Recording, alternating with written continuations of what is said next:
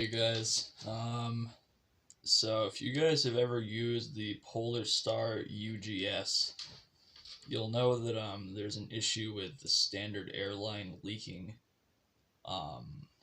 like the 6mm black line, and that's usually around either this barb here or this barb here. It's almost never these O-rings, but it's usually the barbs just because of some reason.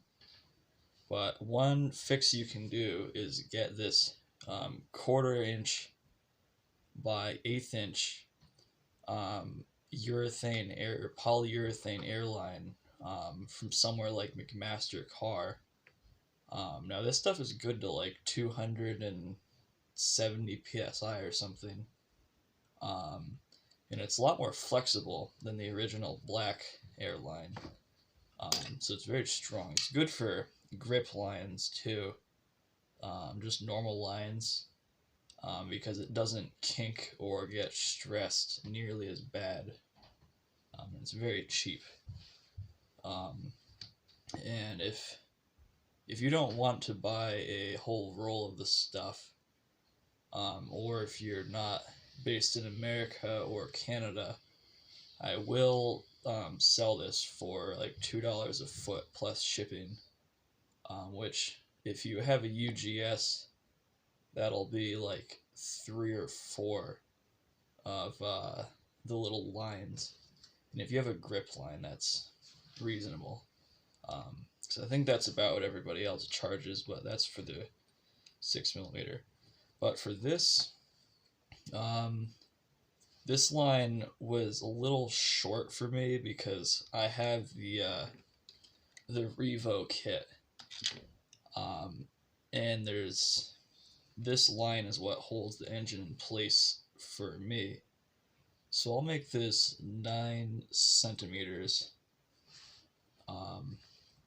instead of the last one, which was like a little shorter than that. And to cut this stuff, you want one of these cheap razor blades, and you just slice it gently at 90 degrees, getting a nice, perfect, flat surface. Scissors are bad, and knives usually are hard to get a perfectly flat surface with because they're too fat. So the way that you get this barb fitting into this line is you probably want some needle nose pliers, but what you do is you get a little bit of grease. You can use like Vaseline or even chapstick, but I'm using Tech T because it's around, and you just jam your pliers into this line, stretching it, and you have to work fast, because once you pull the pliers out, this is going to shrink pretty fast. But what you want to do is get it well stretched, and then get the fitting and get it started. Here, I missed it, but get it started.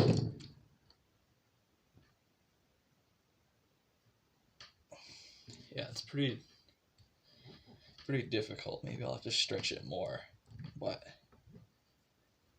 you do that. Maybe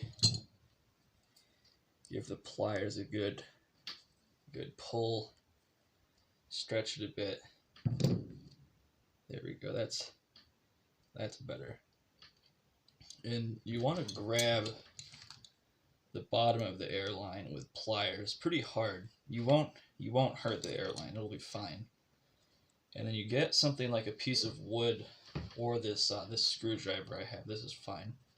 Something that won't mess up the brass fitting. And you just whack it without doing that. Let's see, I'll use this air tank of mine to brace the pliers. But you stretch again. If you had the thing pop out, you put it in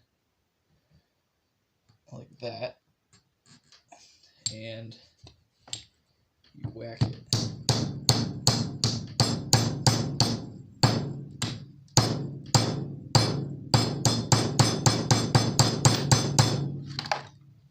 Now once you're done, it will it'll look flared, like the airline is pretty stretched around this.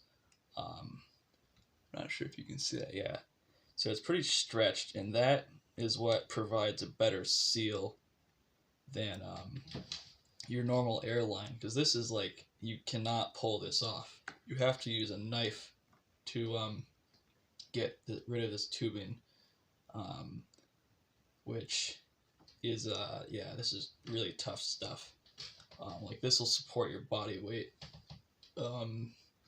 which you shouldn't do because that would probably wreck your gun, but this won't be the part that breaks in your gun if you pull the airline really hard.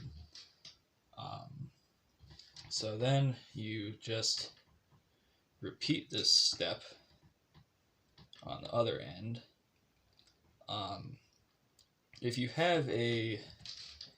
don't have a UGS or any other kind of air stock that may require a segment of airline like this, you'll only need to do one end, and then you'll need a 1/4 inch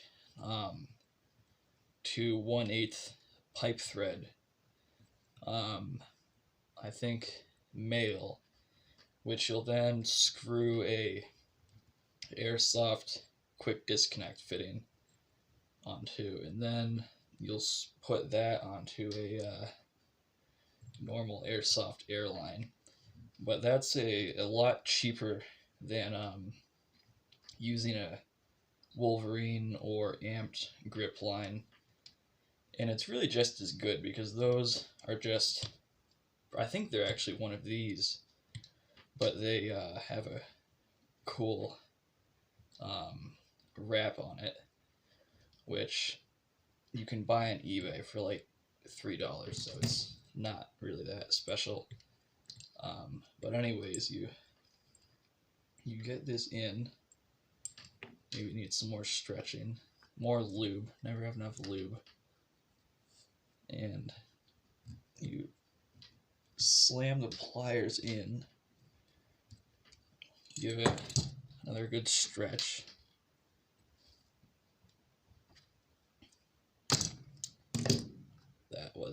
That wasn't great.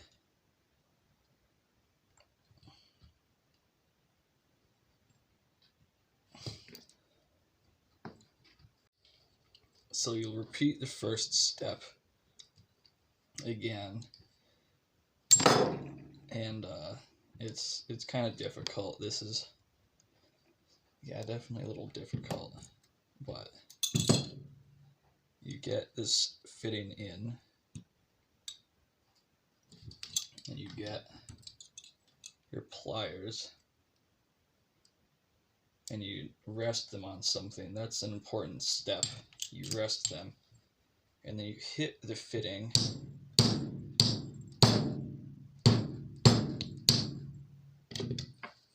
Here, I'll use something different.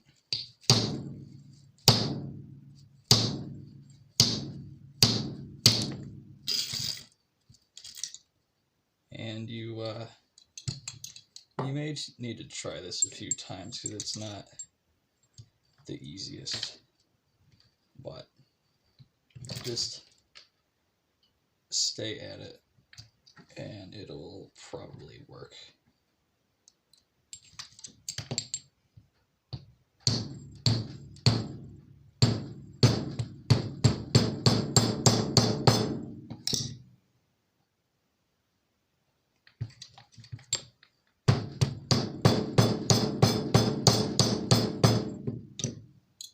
And there you go. This is a ready to go airline for the Polarstar UGS or any other similar setup.